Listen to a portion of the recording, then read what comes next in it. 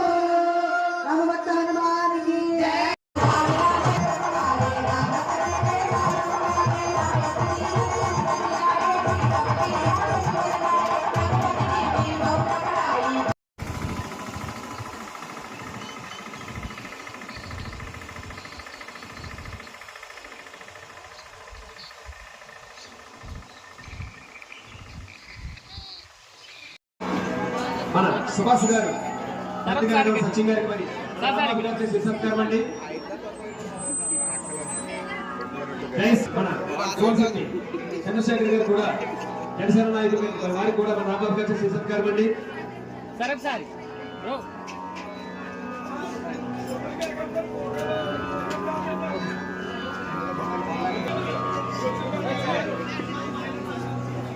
ఎందరో గౌరవనీయులు శ్రీ కావల నానాజీ గారు కూడా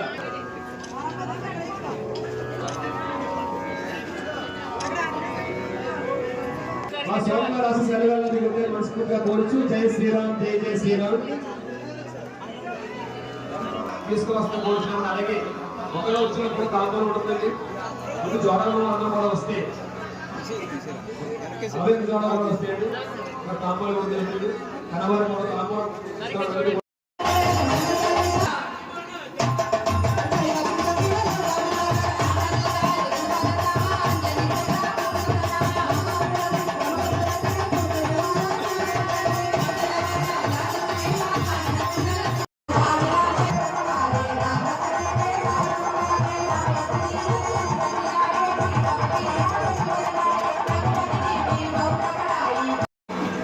మన సుభాష్ గారు సచిన్ గారికి మరి సత్కారం అండి.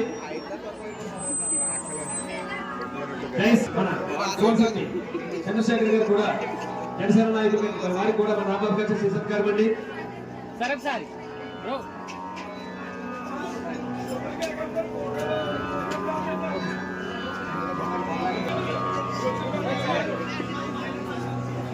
పెద్దలు గౌరవనీయులు శ్రీ కావల నానాజీ గారు కూడా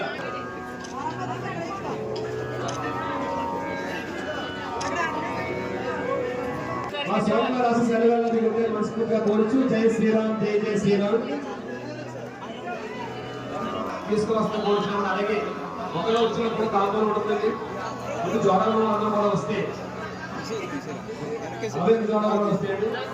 కాపులు కూడా కనవారు కూడా కాపు